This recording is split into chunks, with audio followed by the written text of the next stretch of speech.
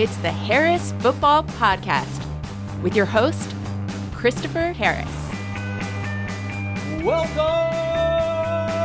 Hey, everybody, welcome in. My name is Chris, and this is the podcast that does long division for you. Hello there, you yacht possums. Thank you so much for being here today. A lot to get to. So much, in fact, that off the top here, I want to do two things. We'll do a quick review of the Falcons upsetting the Buccaneers in dramatic and penalty-filled fashion. Just going to hit the highlights of what I hope we think our takeaways can be from these teams for the final couple of weeks of the fantasy playoffs, because I also want to weigh in on injuries for the weekend and their implications for our fantasy playoff lineups so that you have my voice in your head as you start to make those fantasy quarterfinal lineups. Of course, if you started Kyle Pitts in your fantasy quarterfinals, you're probably feeling pretty good right now. Pitts was legitimately wonderful on Thursday night. The first tight end game in the NFL with 150 or more receiving yards and 3 touchdowns since 1996. Sterling Sharp. And utterly no downside in the performance. This was the Kyle Pitts we were promised 5 years ago. Right on time, baby. I mean, not right on time for the Falcons, but certainly right on time to get a big contract as a free agent next year, and then, I'm assuming, immediately forget how to do any of this. But listen, since Drake London has been out, Pitts has very obviously been the first look. Todd Bowles came out of halftime last night saying pretty words to the sideline reporter about how, we got to do a better job on Kyle Pitts, and we'll double team him if necessary. And when the final couple of drives came around, as Baker Mayfield was kind of turning back into Baker Mayfield, Kyle Pitts was tremendous. And David Sills V, making so many generations of David Sillses proud. He does 6 for 78.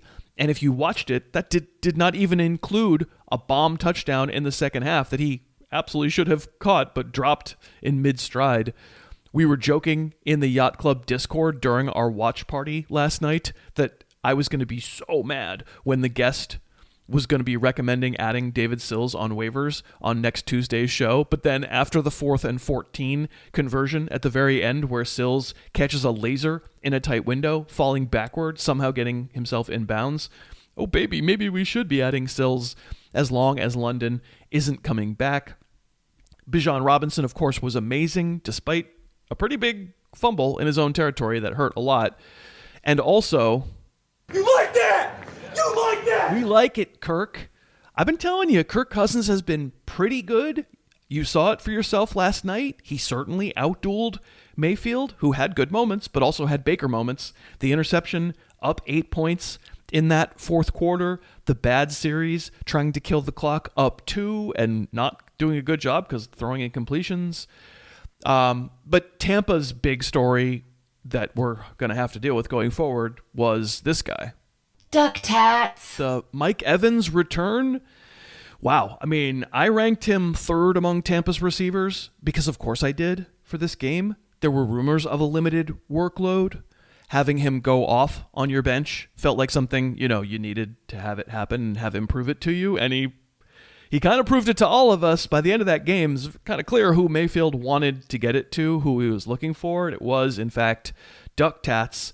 This is the first time that Evans and Chris Godwin and Emeka Egbuka were all playing together. And then Jalen McMillan almost scores a touchdown, initially ruled a touchdown, but winds up giving it up to Sean Tucker instead at the 1. And someone named Devin Culp does score a touchdown. So does Godwin, who I ranked highest of that Tampa receiver group. Plus he got a 2-point conversion right after. But that was like a little bit of a, pretty lucky. He had 20 yards total. Moving forward, Evans's return and having all those guys back, it obviously throws everything into a jumble. It is diversifying the target tree, you might say, making it very difficult on a given week to distinguish among any of them. And to immediately say, oh, now I'm positive that you have to start Evans and sit Godwin and Egbuka, like maybe it could work out that way. I don't feel sure about it. It just feels like they have 3 really good options and a really good receiving core. It's feel like hard to feel amazing about using any of them. There was a point early in the season where we felt amazing about using Ibuka, and that certainly no longer feels like mandatory at all. And Tampa's backfield, despite Kirk Herbstreit asserting early in the game that Rachaad White is having, and I quote, a tremendous year. It turns out Rachaad White pretty much not having a tremendous year, and you do not need to roster him. Bucky Irving, obviously the main man, but the troubling pattern in this game was every time Tampa got inside the 10-yard line, you saw which running back was out there, and it was Tucker. 3 carries for those 3 running backs inside the 10, all of them Sean Tucker, and he did score on one of them. And we're not going to be using Sean Tucker, but it does take a little shine off of Bucky Irving. 19 penalties for the Atlanta Falcons, who mostly pretty much stink, and yet Tampa loses the game to a team that committed 19 penalties, because it turns out they kind of stink too. Injury news. So let's also just take a look. I can't cover everybody who was limited at practice, because that's this time of year. Almost everybody on a team. There's a lot of, in the blurbs, you'll see lots of panic about somebody's listed as questionable or somebody was limited. And at this point of view, I feel like, until we're told otherwise, if someone is limited in practice, that's a good thing, and they're probably going to play. And we'll go from there. And of course, continue to check the ranks at harrisfootball.com throughout Friday into the weekend. When we get definitive word about these players, I will, of course, do my best to process the news and make new ranks, and you'll at least be able to see what my opinion is. I don't have any magic powers. I don't know whether these players are going to play, but we can at least mention, 10, 15 guys here and have them on your radar. So at quarterback, the big story, of course, the joke story, the 44-year-old story, Phillip Rivers signed with the Colts, and Riley Leonard is healthy, but it seemed like the media moles were telling us last night that be prepared for Phillip Rivers to start. You can see, at least as of my recording this, on the ranks at harrisfootball.com, Rivers is ranked. Leonard is not ranked. Rivers is a little higher than Leonard was, and it could work out okay, but I didn't change the receiver ranks for the Colts because I don't know at all. And how could anybody? You're not going to feel awesome using any Colts receivers, but they are ranked. Geno Smith has not practiced so far this week. The wide assumption seems to be it's going to be a Kenny Pickett game for the Raiders, and given how Geno has played over the past month, I think that's a lateral move. And then the Jets haven't had Tyrod Taylor or Justin Fields practicing, and when the quarterbacks don't practice all the way through to Friday, I tend to think they're not going to play, so it's maybe going to be Brady Cook starting for the Jets. Big one from last week, a big worry. We talked about maybe on Tuesday adding Jalen Wright because Devon Achane had gotten hurt. He's been limited, but he has been doing something in practice. To me, that probably means he's going to play, but of course, we'll stay on top of it. Josh Jacobs has not practiced at all, but told reporters he considered himself day-to-day with that knee injury that he took a hit on again. It was very obvious in the Bears game when he got hit and how he didn't feel so good, but he did come back into the game. So far, I'm assuming he'll play, but this is why we have Emmanuel Wilson rostered if we have Jacobs. Devontae Adams has not practiced yet. He's been battling a hamstring issue for multiple weeks, and he continues to play. He's the kind of veteran who I just tend to think doesn't need to practice to play. So far, no panic for me. CeeDee Lamb is back at practice, and the thought was, after the concussion, we all saw on national TV that Lamb might miss Week 15. It does not appear to be the case. So Lamb, I think, will probably wind up in our lineups. T. Higgins did something in practice with his concussion, which I'm surprised about. I guess there's a chance he plays. I don't understand why. We'll get definitive word, and maybe I will wind up getting him into the ranks. Marvin Harrison has not practiced yet because of his heel injury. He obviously is the key to whether or not Michael Wilson continues to be a good fantasy starter. Now, Arizona's done this against some good defenses. They haven't done it against Houston. So do I want to get totally out on ahead of myself with Jacoby Brissett and Michael Wilson? I don't love it, but probably if there's no Harrison, I don't know. I can't bet into that winning streak. I think I have to use Michael Wilson, and I understand there's downside, but I think you should use him. Rome Odunze isn't in my initial ranks, but we might get word because he's been limited so far. The foot injury that cost him the Packer game last week If you're back at practice, to me, that means you might have a good chance of playing. So Friday, we might get that news. Pat Bryant, whom we talked about adding off of waivers, the rookie receiver for the Broncos, he has not practiced yet this week. That's, if you're added him and we're considering using him as like an emergency deep flex, I definitely am going to keep an eye on that one for sure. There's a chance that Troy Franklin gets back into the ranks. And Jake Ferguson, who I really hope you're not excited by anymore. Has everybody now understood what Jake Ferguson is? I know the production was good for some swaths of his career, but he's not a particularly exciting player. He was limited on Wednesday. He did some stuff, but then didn't practice with a calf on Thursday. Midweek downgrades are never great. We will keep an eye on that one as well.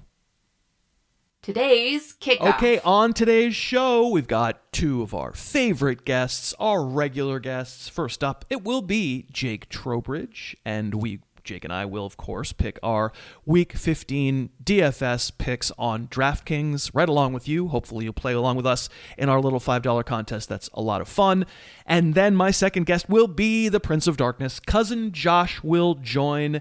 He's just in from another visit to Texas, and boy, are his arms tired, but that's not going to dissuade him because Josh and I are going to count down our top 12 picks for next year. If we were going to do a draft right now for next year, who would our picks be? 1 through 12. We do it every year. We never stick to them because obviously all the stuff changes week by week, but by golly, you're going to get a snapshot of how we feel right now about the first round of the 2026 fantasy season. I think it'll be fun. I thank you again so much for listening today. We are sponsored today by Z-Biotics. Cannot emphasize enough that I no longer drink alcohol without making Z-Biotics my first drink of the night. I know how it sounds. It's science. For me, I can honestly tell you it works. Pre-alcohol from Z-Biotics is the world's first genetically engineered probiotic developed by PhD scientists to tackle rough morning after drinking. Just hearing those words come out of my mouth, I know it sounds like it's not real, but it really is. When you drink alcohol, it gets converted to a toxic byproduct in the gut, and it's a buildup of this byproduct that makes us feel bad in the morning. Pre-alcohol from Z-Biotics produces an enzyme that breaks this byproduct down. Make pre-alcohol your first drink of the night. Enjoy responsibly. You will feel your best tomorrow. And I can get you 15% off your first order at zbiotics.com/Harris when you use the code Harris. The holidays are coming. Get yourself some and try it. They have a money-back guarantee. If you don't love it, there's nothing to lose. Get 15% off zbiotics.com/Harris and use that code Harris. Today's guest. Jake Trowbridge on the Harris podcast. Every Thursday show. Jake Trowbridge on the Harris podcast. Come on, go Pack, go.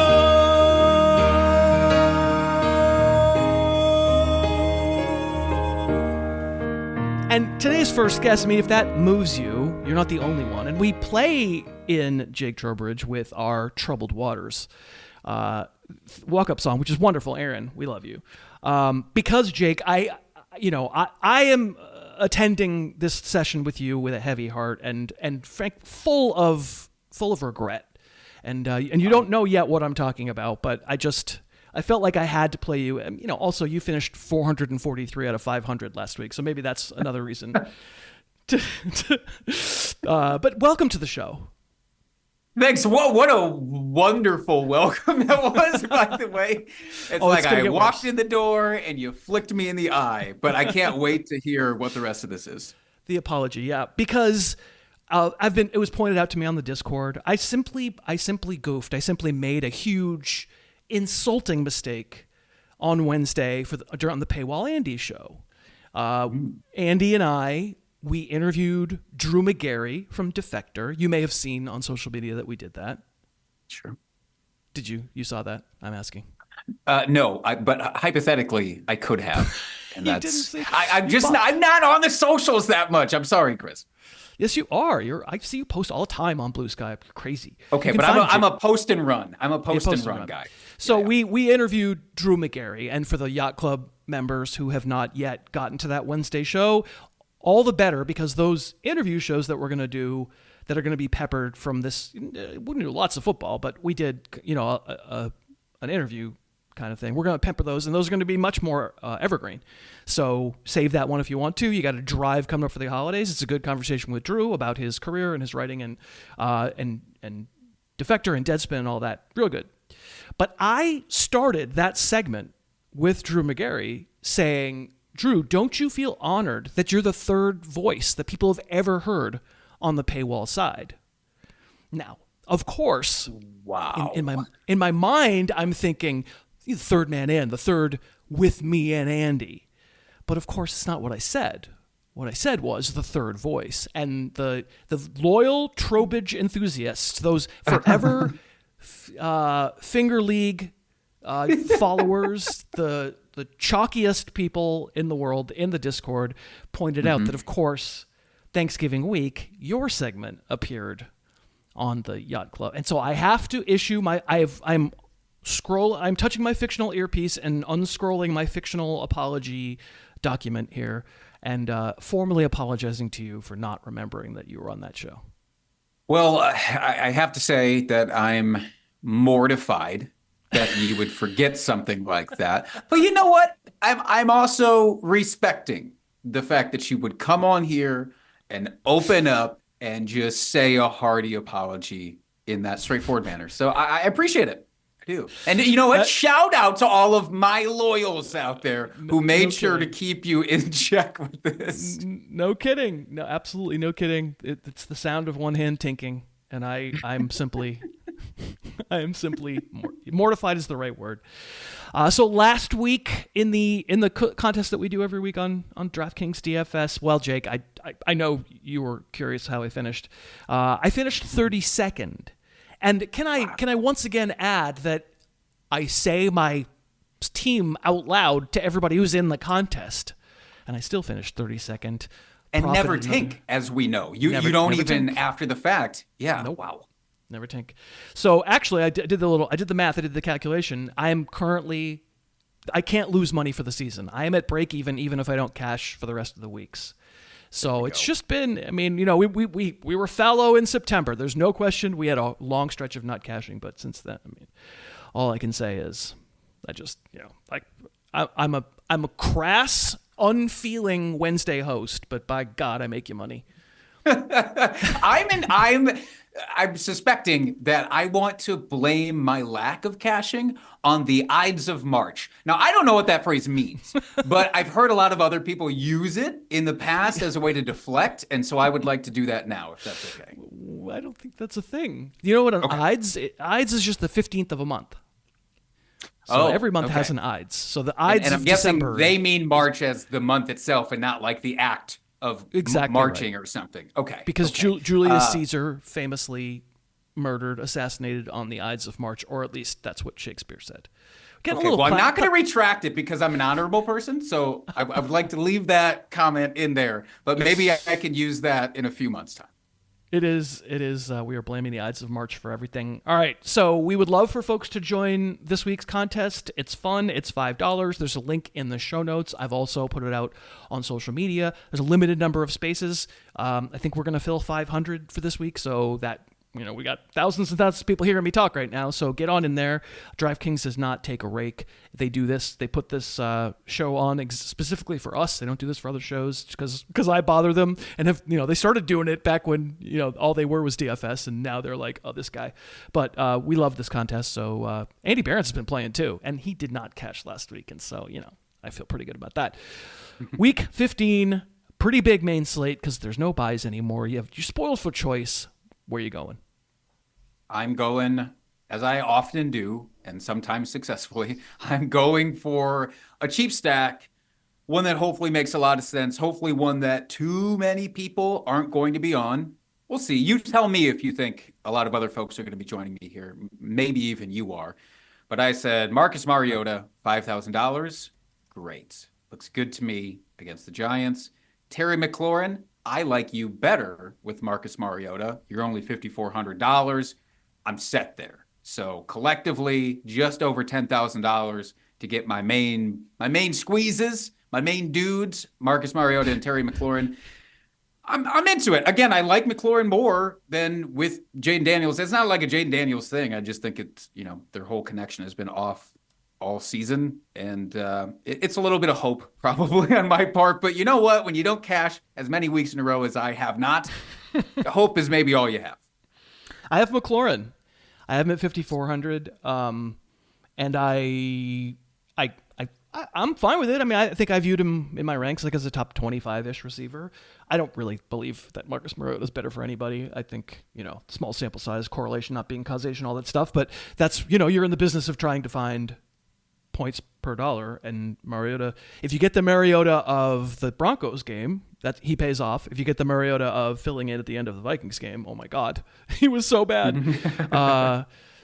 As a Wisconsin-based Vikings fan, I know you were watching that game.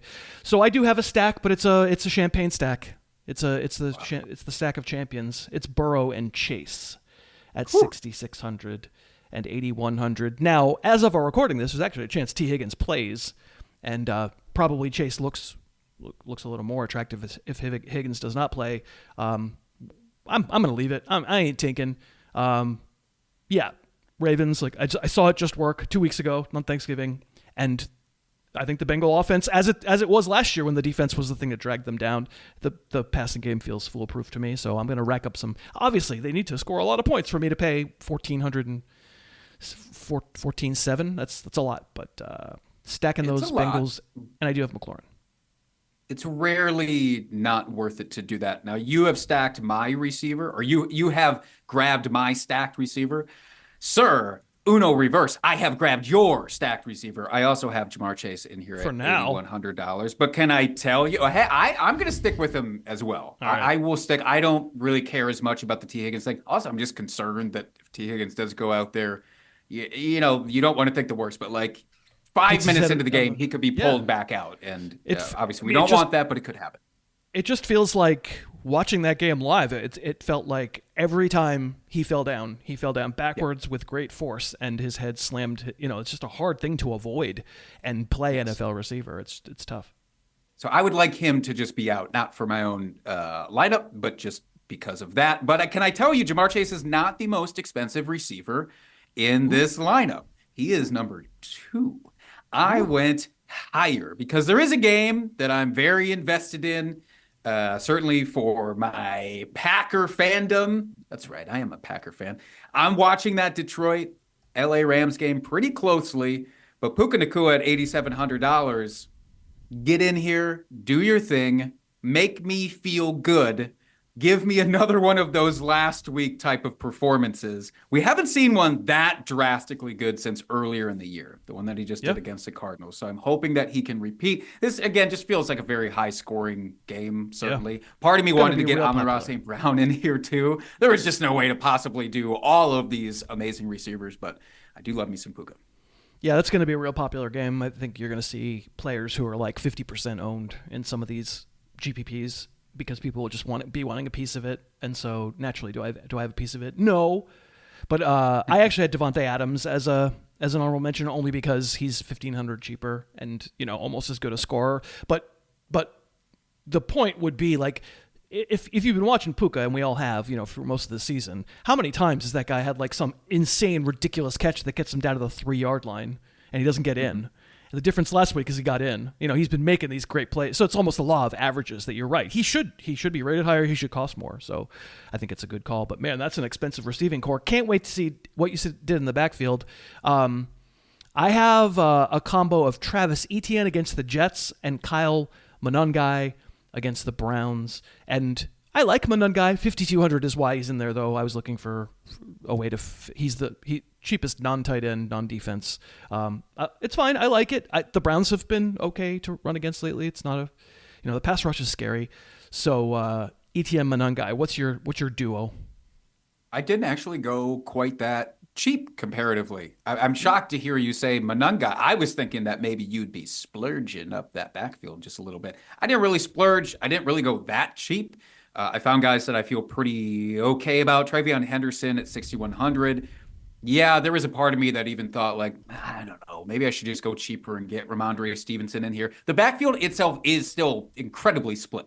And there are facets of it where Ramondre is the more efficient guy. Like we saw him really do better with the receiving work, but it just feels like this particular game against Buffalo, I'm hoping more for the big play than the consistency. So that's why I went with TreVeyon. And I had the money to spend also because my RB2 for everything that is out there and possible, please let Ashton Jeanty pay off at $5,800. It's the cheapest he's been all season. I understand it implicitly because he's not been good, but this seems like a matchup. I don't know. Philadelphia's run defense doesn't seem like, hey, you're unstoppable. We can't run on you. Maybe that's, I would be saying that if it was a good team, and maybe I shouldn't be saying that because the Raiders are not a good team, but I don't know. I'm willing to hope that they at least do some more dump offs with him at 5,800.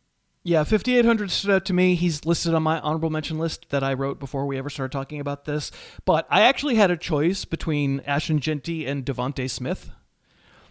And because they're both 5,800, it was kind of the last thing to fill in. Because I could put McLaurin, who's at my flex, I could put him at wide receiver and then put Jeanty at flex. And I decided, I don't think I want to borrow that problem. But I get it. It could work out. All it takes is one. I don't think he's like terrible or anything.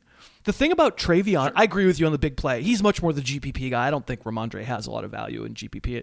He gets 3 goal line carries and converts them all. Great. He pays off. We look foolish. But TreVeyon's your play in this kind of contest where you're up against 500 or thousands or whatever. Totally agree. I couldn't be clearer on TreVeyon these days that if he has to make a read and make a cut off of that read, he goes the wrong way more than half the time. He's like the novelty coin that you think is a 50-50 and isn't. It's wild. And I don't know if you can learn that. People remember on the Monday night game, Aikman and Buck were talking about how he reminds them of Jahmyr Gibbs. I was like, oh, buddy. I mean, is he fast? In terms of raw physicality, I understand that part of it. But in terms of decision making, you're right. He's a little bit Derek Zoolander. He's like, you know what? I'm only going to do it this one way. Yeah. I'm not going the other way no matter what. Yeah, it is frustrating. Can only go left. So Devontae Smith is on my team, as is Nico Collins at 6,700. So I have the Chase Collins duo against Arizona. That should be pretty obvious. I think you have. We just got tight ends and your flex. Who are you doing at flex? Flex, I'm going with another wide receiver. He's technically, in terms of dollar allotment, he should be in my actual wide receiver list, and Terry McLaurin should be in here. But I just want to make sure that Christian Watson understands, as a Packer fan, at $5,500, do your thing, man, because the Denver defense pretty good at that whole man coverage. Yeah. I mean, yes, they're incredible at man coverage. Obviously, that's what the Packers do extremely well. So it is the unstoppable force meets the immovable object kind of deal.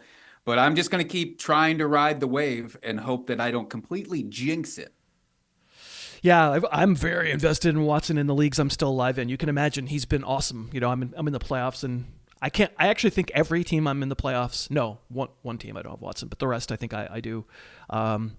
And he's been unbelievable. And you given what we know about Christian Watson in the past, I've been waiting for it to end, and now I'm kind of like not waiting for it to end. And it's a good point about the man coverage too. I agree. Like they're great at man coverage, but that's Jordan Love's thing. He has a harder time throwing it into zone. So my flex was Terry McLaurin. These are, by the way, all these teams are in today's show notes. Don't crash your car. At tight end, I did Juwan Johnson because he's good. Like I'd consider him a top 10 fantasy option, but it's going to be, I know already, it's going to be 4 catches for 47 yards and maybe it's a touchdown. He's 3,700. Who's your tight end? I rolled the dice and I just said, as we've said multiple times on this podcast in the past, hey, who gets to play the Bengals at tight end? I went with Isaiah Likely because he's the one I could afford at 3,400. I think even if him and Andrews were priced the same, I'd still probably go with Likely because I don't want to have to rely on the touchdown, which is what it feels like with Mark Andrews, even in this, pristine matchup against the Bengals. A couple of weeks ago, they played and it was Likely who was racking up the yardage. Of course, that doesn't mean that he's going to be the guy, but 3,400 Cincinnati, count me in. He was also the guy who famously drop the ball going into the end zone. Don't. Why would you bring that up at a delicate time like this? And I assume it's Raiders 2000. I assume. Yes, it is. It is. Yeah, of course it is.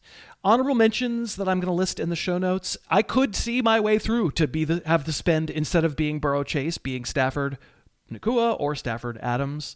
You're paying a lot, but it's gonna pay off against the Lions. It's gonna have a ton of points. I could also see you doing like a Jackson Dart Wan'Dale Robinson thing, which is a lot cheaper. Jackson Dart's gonna be good against the Commanders, I think probably. I would never mind when you said you had Rams Lions. I thought maybe Jahmyr Gibbs would be on there. Why not? You have to build the team around it. But if you start the team at 8,800 with Jahmyr Gibbs, cool. There's your 30 points. And now what else you got? Ashton Jeanty, yes, you mentioned him. Woody Marks getting to play against Arizona. Make sure he plays, but 5,600, I think he'll play. Stephon Diggs, revenge game, $6,000 against the Bills. And George Kittle, 5,400. My apology tour continues throughout the course of the week into the weekend. I'll be on... my PR agent has me on 10 or 15 different shows where I will be apologizing for my omission, my forgetfulness. But your grace has been appreciated. Thank you, sir.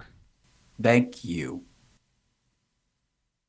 We are sponsored today by my bed, the one I sleep on. You know what I'm going to say. Of course, it's Leesa. If you're thinking about a good holiday gift that will keep on giving to yourself and your partner, and you've been putting off getting a new mattress, the Leesa Extended Cyber Monday deals last for just a few more days. 25% off all mattresses. Really, have a look. I've been sleeping on a Leesa for basically an entire decade. I swear by them. Also, who cares what I think? I'm just some dude honking into a microphone. They will deliver a mattress direct to your door. They'll give you 100 nights to sleep on it. And if it isn't perfect for you, after more than 3 months, let them know. Get a refund. And they'll come pick it up. LEESA.com for 25% off during their extended Cyber Monday sale until December 16. A great deal on a great mattress. The mattresses are made in an American factory. The company, great company, donates so many beds to shelters. They're good folks. And if you check out using the code Harris, they'll take an extra $50 off the top. Leesa.com for 25% off. And for an extra $50 off, use that code Harris. Mess around with some $10 gear. He needs high quality in a trunk. It's the eye of the swimsuit. It's the thrill of the fight. Rising up to the midpoint of our femur. And he'll take a recommendation. But don't you be surprised when he models in front of his wife. Tiny swim trunks. It is the eye of the swimsuit, and it is my second guest of the day. It is Cousin Josh. You can find him on Instagram at DetectiveFish, FISCH, and please do, because he's on there all the time. Cousin Josh, this is one of your favorite shows because you get to look ahead. I love my crystal ball. I guess I do have to say the tough part about winter for me, Chris, I hear these swimsuit songs and I don't get to use my trunks as much. I take them out of my closet. I store them away. I typically go on a trip sometime in March where I get to display them. But this is a difficult time of year for me. I think about the summertime. I think about all the great weather. And here I am in New York. I open up my app and it says feels like 19. And I go, this is nice. Sure. So this is where I hibernate. Well, here's what I have to say to that. Come out to the coast. We'll have a few laughs. How many years do you think you've pitched me on California? Coming up in a decade? You didn't acknowledge the Die Hard quote. Is that from Die Hard? Come out to the coast. We'll have a few laughs. Absolutely. I thought it was more Hans Booby. That's also a good. I love painting myself like I'm some Die Hard maniac. It's fine. I think it's fine. But this is the time of year, of course, where every third tweet is Die Hard is the best Christmas movie, and then don't get me started. It's not a Christmas movie. Well, I don't want to have the conversation because it's so boring, but it's also an absolute cliche, and I'm not interested in having that conversation. All right, so this show is worthless. Mm-hmm. Stop listening, everybody, because we're going to pretend like we know what's going to happen in the off season. We're going to pretend like we know what's going to happen in December and January. Our opinions are going to change, but it's not worthless. It's fun. It's a fun exercise where Josh and I, for this is probably the 11th straight year. I didn't actually check if we did it the very first year of the show, but for most of the years of the show, right around this time, we take a step back and we go, hey, what if we were going to draft for 2026 right now? What would our first round look like? And last year, I was outraged that you did not select Saquon Barkley as your number 1 overall. He was your 2. Do you know who your number 1 was? Yeah, Bijan Robinson. And I'll tell you, last night that looked pretty good. Yeah, he's had a better year than Barkley has, no question about it. He is some kind of player. He also has a much better offensive line right now than Barkley does, but that's a conversation for a different time. And therefore, we're going to do it again. We don't count them down though. We go 1 through 12 because two thoughts. First of all, we're going to have probably more similarity in different order, but we haven't conversed about it. We're going to have similar guys at the top, clearly. We might have some different names at the bottom. And also, we feel like the person who's highest on the player ought to be the one that gets to give the little speech about the player. Then the other person can go, yeah, he's number 4 for me, right? So we're going to do it. We're going to go 1 through 12. Let's start. Who would be your number 1 overall pick if you were drafting for 2026 right now? I think we're going to have the same 1-2, but reversed. And I went back to Bijan Robinson, and I know that you might be a little surprised because I have a hunch who your 1 is, but here's my reasoning. He's been in the league 3 years. Going into last night's game, we had year 1 10th. Last year, RB4. He was RB5 heading into this year. I just want consistency and safety at top. He's been an RB1 every single season he's been in the league. He's going to have 2 RB5 finishes, top 5. In the last 2 years when the season's done. 64 catches now after last night's game. He's an unbelievable runner. He's been durable each year he's been there. He's going to eclipse 80 catches. Like you said, really good offensive line. Probably could have a new coach. We'll see. I mean, I think I've said how much I hate the coaching there for 2 years now. I think touchdowns is an issue. I talked about Tyler Algier might not be there next year. Maybe that touchdown issue goes away, but they probably bring someone else in. But just what an unbelievable, consistent player in the prime of his career, and I just want consistency and safety. My next guy is going to be 1B, but to me, it's Bijan Robinson at the top. I just pencil it in, I walk away, and if he ends up as RB3 next year or 4 or 2, I did my job, and I just think he's just such an unbelievable player. He's an unbelievable player. He is number 2 for me because I did put Jahmyr Gibbs at number 1, probably just because he's a slightly more unbelievable player. Mm-hmm. They're different.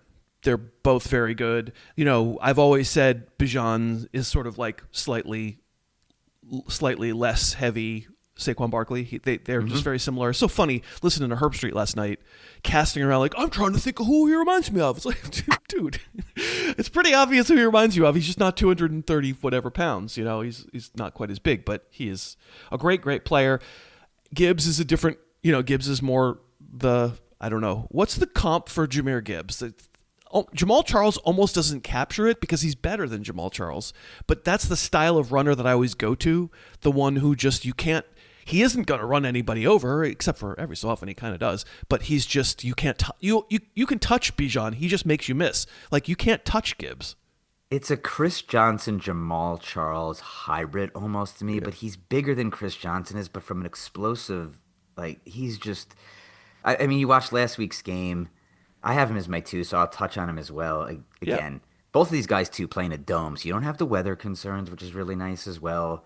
I'm fine with either of these guys. I have no concern with Montgomery being there. I mean, we've seen what he's done 2 years with Montgomery, so there's very few players, and we'll touch on him later, who are getting 90 to 100% of the touches. He doesn't need that. The offense isn't going to really change too much.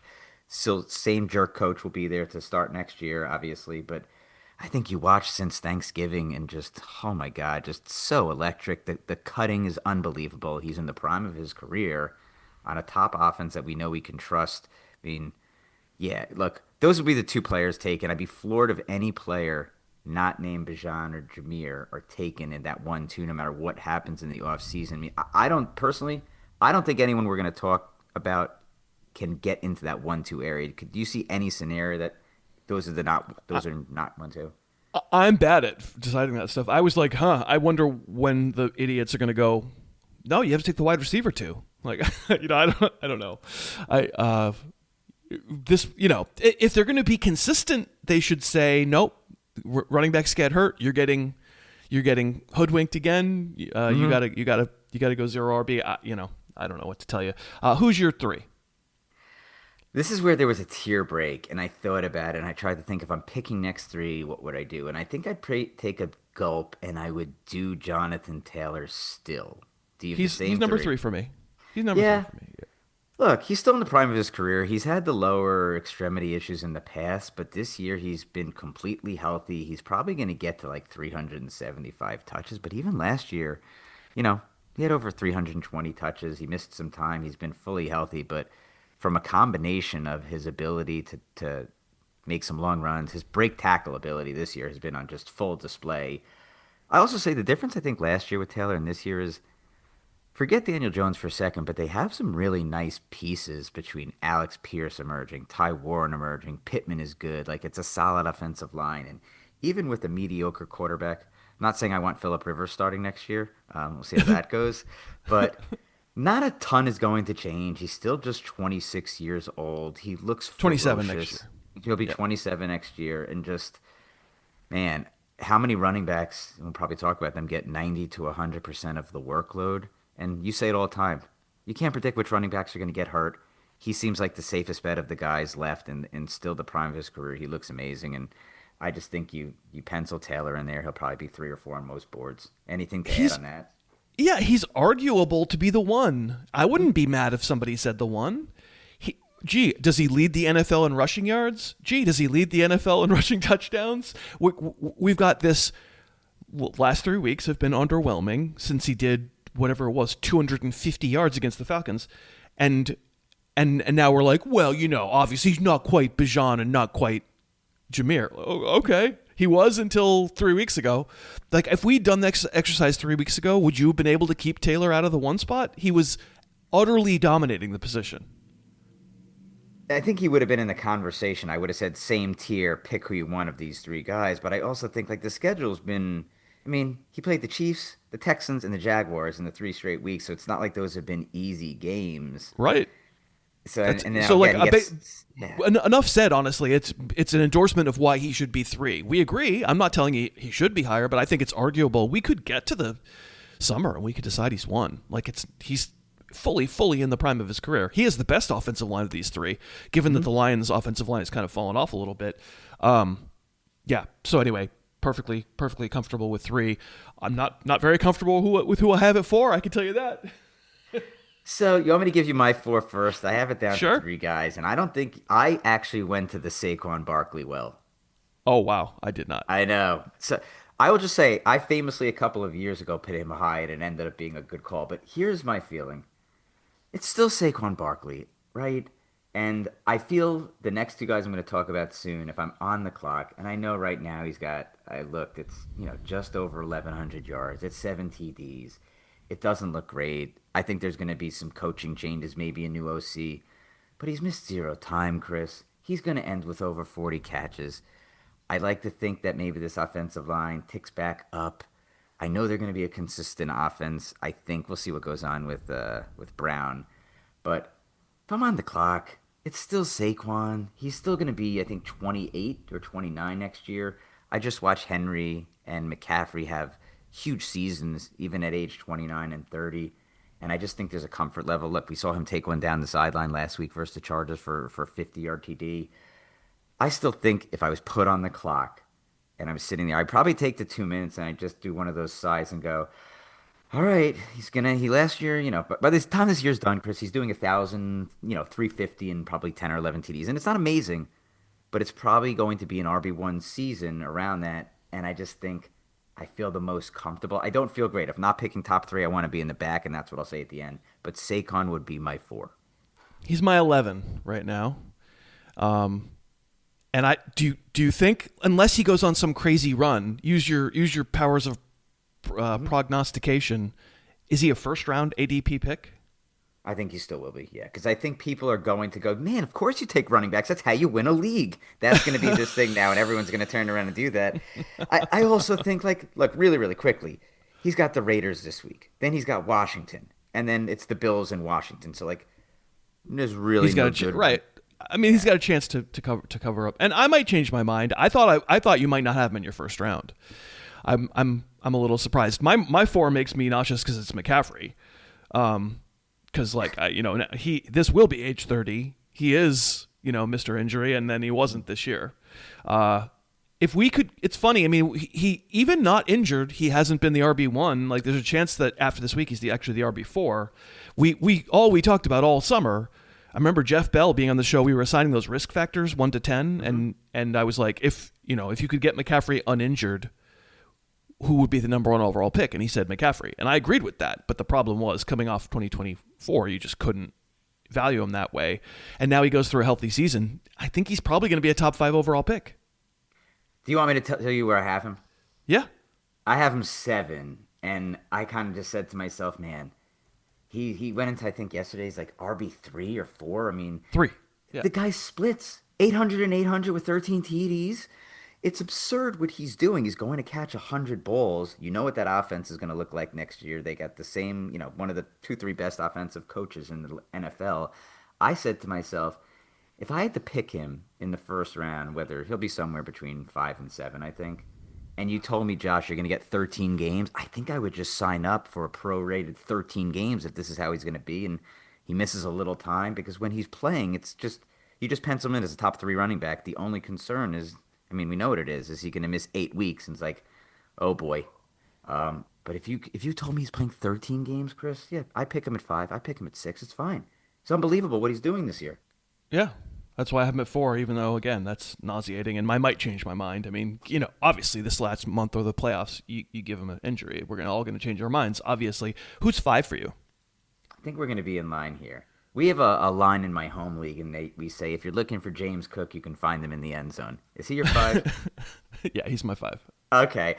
RB7 this year. Again, I think he was RB6 heading into this week's game. It's going to be part of one of the safest offenses in the NFL. Not a ton is probably going to change. Maybe a new coach. We'll see when they get eliminated this year. I'm sure their hearts will be broken again in Buffalo. But double-digit touchdowns again. I think the big concern in the offseason was the contract. That's resolved. And no one could be this efficient again. Well, he's been this efficient again. I mean, here we are with 4 weeks to go, and he's on pace to do, 1,800 yards and double-digit touchdown again.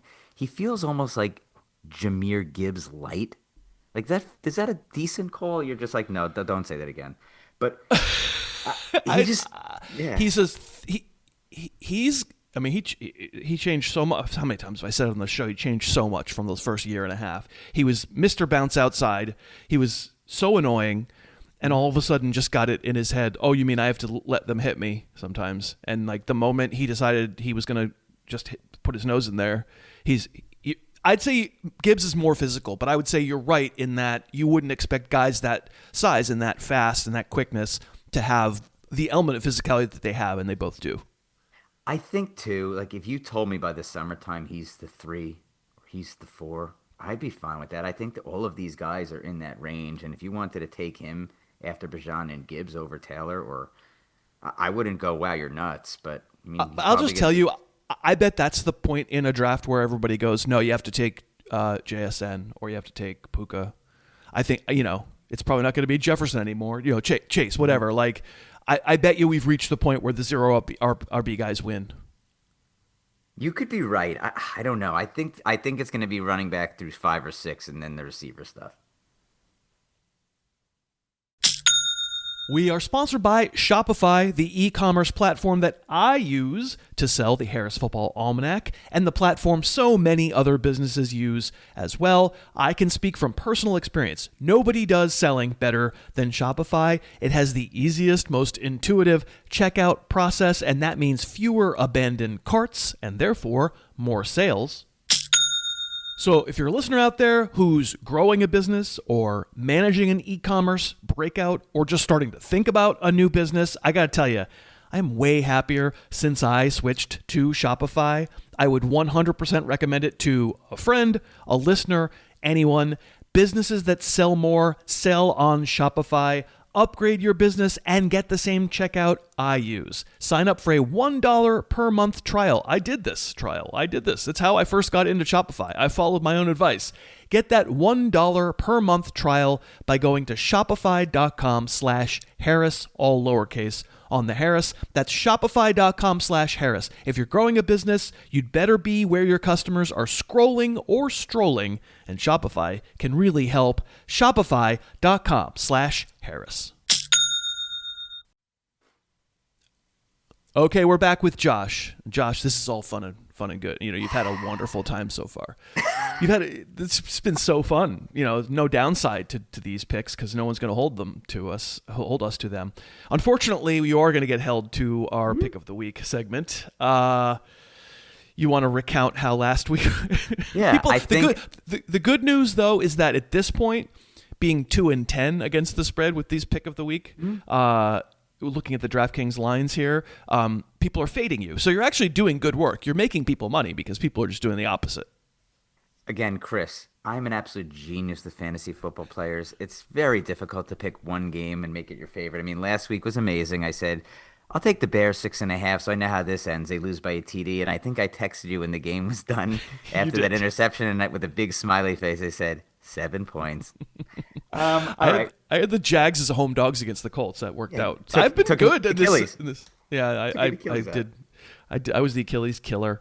All right, so if folks want to bet the opposite on DraftKings, they can sign up, get the code Harris. Sign up. You make one $5 bet. You should do that. Make one $5. We don't want you betting a lot. $5, but you'll get $50 in bonus bets put in your account right away, and that's fun. And you can not tail Josh when he picks. I am going to go with the bounce back game. This team's lost 3 straight. Big spread. How about Philly? Home versus the Raiders. Playing for nothing. They should probably want to lose. 11.5, Chris. This team is so bad, the Raiders.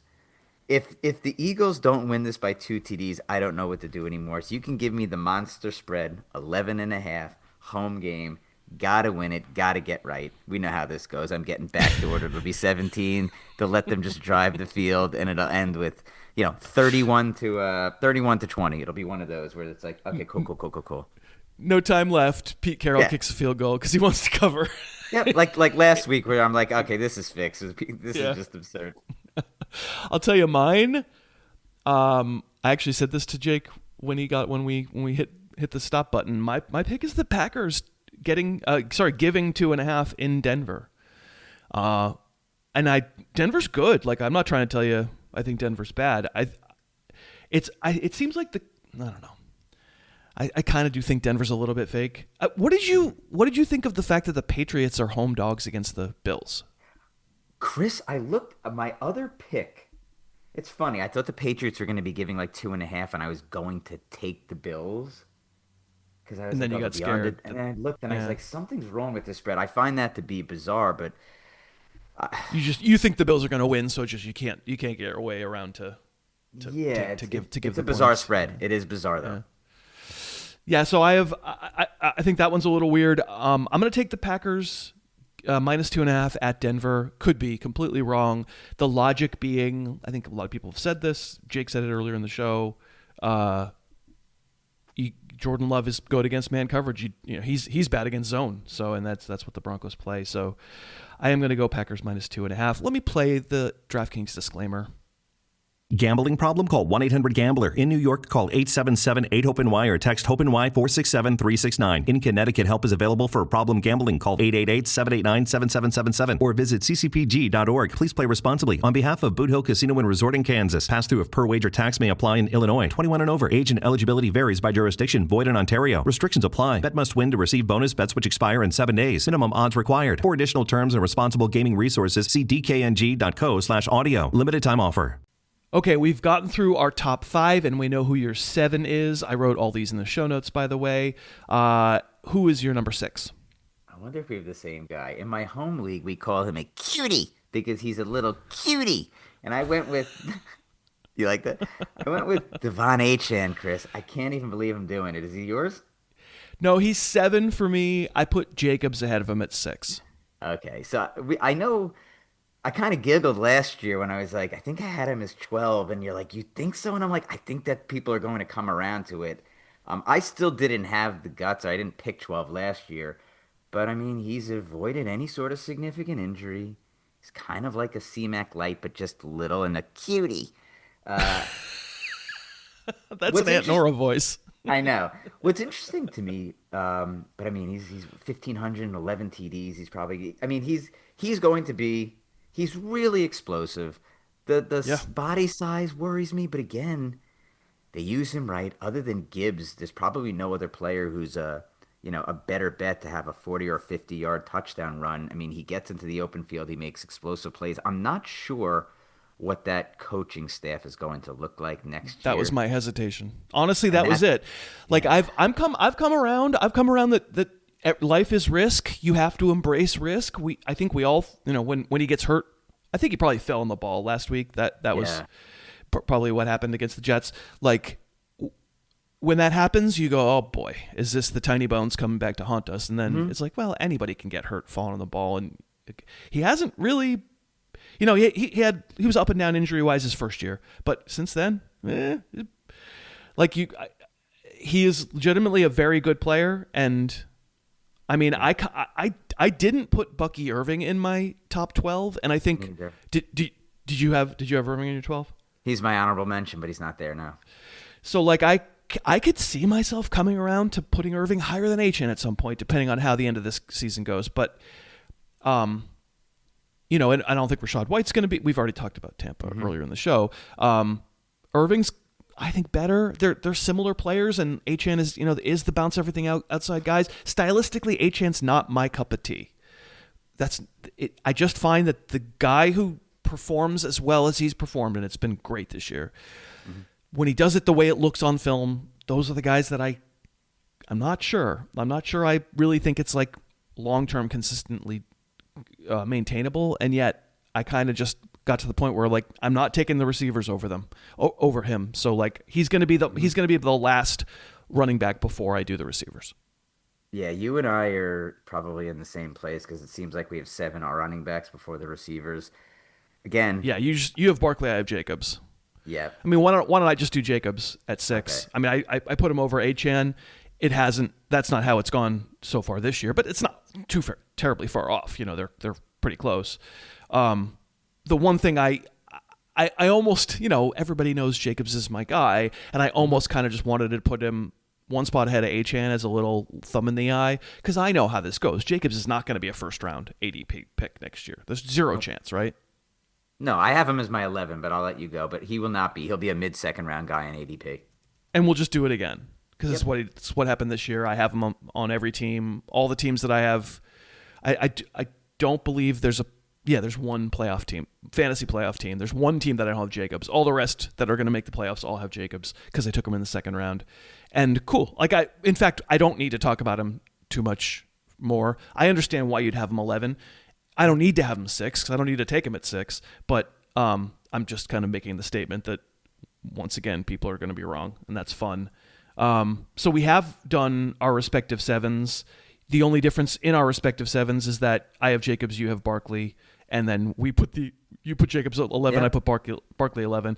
At 8, do you have JSN? Did he make it to elevate all the way to wide receiver 1? He did not for me. Okay. Are you surprised? I mean, I think the next 3 guys might be interchangeable, but I'm curious your take. You want me to give you my 8 first? I mean, we can just talk about the 3 of them because if they're the same 3, is it JSN, Puka, and Jamar Chase? They are. We are in line. That is funny. This is good. You and I are not like this. Yeah, not often like this, and it's interesting because I guess what we're doing is JSN and Puka by the numbers and Jamar Chase by the eye test, and the order, your order might vary, but there's so many good receivers in the league that I think it's dangerous to say, oh, these 3 guys are just so much better than everybody else. No, there's you can make an argument for Justin Jefferson again if they figure out quarterback. He might be the best receiver in the league. You can make an argument for CeeDee Lamb if George Pickens goes somewhere else. You can make an argument for Drake London because he was fantastic when he was healthy. the problem with receiver isn't at the top. The problem with receiver is what happens at number 9. You suddenly are like, cool, A.J. Brown. And you go, oh my God, I don't want to do that.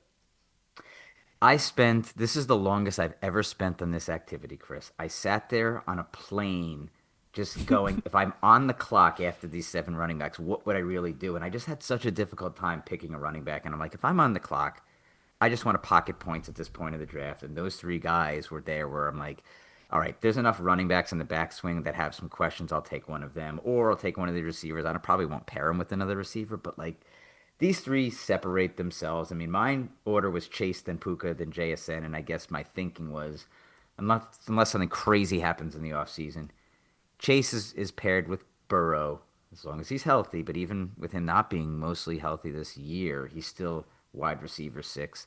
Like you said, the eye test is there. We saw him as another planet last year when Burrow played the whole season and just amazing me.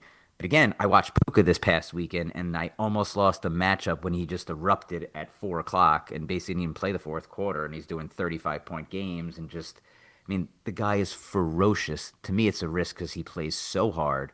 It's like, and he's out a week, and he's knocked out. And then, my concern with him this offseason was Stafford. We hear all the back injections and this and that, and what does it look like? Look, Puka's still a wide receiver 1 if Stafford's not there, but with Stafford, the thing I love about having Puka, though, is it's so easy to know where the points are going in these Sean McVay offenses. It's Puka, it's Adams, it's whoever's playing running back, and you're just, as long as they're healthy, they're going to be productive that week. And then can I just say though that's true, but like it's been 2 running backs and it's been some random slappy tight end. Colby Parkinson has scored a touchdown like 3 straight games. So this year they're just a wagon. Like this year it hasn't mattered. It doesn't matter. I mean, Devontae Adams is leading the world in touchdowns and Puka is still wide receiver, whatever he is. 2, 3, and people who have I have Puka a lot of places, and people who have Puka have been like, okay, cool, can we get some touchdowns for him? And this week we finally did. But your point is well made, which is that even if they're not quite a wagon, because as we always say, year to year situations, they change, and it won't be, probably the Rams offense won't be the best in the league next year, because that's just how it works. It'll still be really good. But because Puka is so good, you just don't really need to worry about it. No. And the last thing I'll say in JSN, look, the guy's incredible. I have him in my home league. He's kind of in my cutie phylum, but like he's such a complete receiver. You love that. He's such a complete receiver. Like you can put him all over the field, deep, like in the slot, like, and he's doing this with easily the worst quarterback of the 3. His efficiency is absurd. Even when he's been doubled, like last week, it's just. He was unbelievable, and this is on an offense and not even a pass-heavy offense. Like, that's what's crazy to me is he's doing this on a team where I don't have the numbers in front of me, but they're not throwing the ball as much as the Rams and the Bengals. He's just so efficient with his targets. It's absurd. I could see him come down next year. Like, what he's doing this year is unreal, but even if he does 80% of this next year, he's probably still going to put together, as long as he's healthy, 1,300 yards and 9-10 TDs, and there's just safety in his pick. He doesn't concern me. The offense probably concerns me a little more than the other 2. But if I was picking a 10, like, is he your 10 of those 3, or you have him as the 8? No, I have him as the 8. But like, I feel like that's a malleable opinion for sure. Yeah. It's kind of a reward for how good this has been, and I think he's going to go. I think he's going to go top 5. I think he's going to go number 5. I think he's going to be the wide receiver 1, and he's going to, as long as this keeps up, and then he goes 5 over. I think a receiver is going to go before James Cook. I think that feels to me like I'm going to be on the podcast going, I hate to do this. He's a fade. Yeah, exactly. I mean, people have been joking in the Discord about that a lot. Like, oh, cool, you got to be on JSN this year. Enjoy it because it's the last time. I did a little value-based drafting VBD calculation for just it's not science. It's just kind of kludging together fantasy points and trying to gauge the number of points players are above their replacement level at their position. And running backs always win because running backs are the least replaceable position. Everybody knows this. And so there's only one wide receiver who's in the top 17, and it's JSN at 8. And it's just raw fantasy points. It's just been that good. And of course, we haven't even talked about what I mentioned. George Pickens, and he's the wide receiver too. He's ahead of Puka, but we're not. I don't know. Did last week scare you a little bit? Pickens, his little act there. It's so funny. You know, I made the deal because in my home league, I've told you I had Taylor, JSN, McBride, Pickens, and it's been an unbelievable ride. And I dealt Pickens for Lamb, and we've had the back and forth. And you're always like, I mean, the guy, he's a knucklehead. You've said it multiple times where he, some days he could take off. And like watching that last week, I went, huh. Yeah. And it makes me concerned for next year. It's like he's going to be a round 2 pick. And I'm like, is that where I want to place my money in round 2? Or are we going to look back and it's going to be like, that was a special season he had. He's paid. Yeah. He's on another team, and it's just like this is what he does. I'm concerned. Well, at this point, I would think he's going to get franchise tagged, and then probably hold out. Yep. But if he's if it's Lamb Pickens again, there's no reason why they can't do the Puka Devontae thing. They can. Oh, yeah. They're that talented, and they have the offense and the quarterback to do it.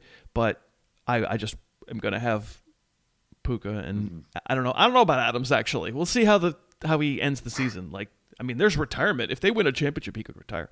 He could. All right, so we're through our top 11s. We only have one more name left, and I didn't know who to put at 12. There didn't seem to be an obvious. You're a fool if you don't have this guy at 12. Who'd you pick? I got it down to 7 guys. Sorry, yeah, exactly. Yeah, I have 7. I'm looking at it, and I feel like you might step on a duck and go when I say this. I try to think that this team can't be stupid enough not to either draft a quarterback. They're probably going to be one of the 5 or 6 worst teams, and some of the teams in there have like Jaden Daniels, and we'll see if the Giants would dart. They're going to repair their offensive line. Am I crazy that I had by the season that Jeanty is the 12? Let me just give you my thoughts.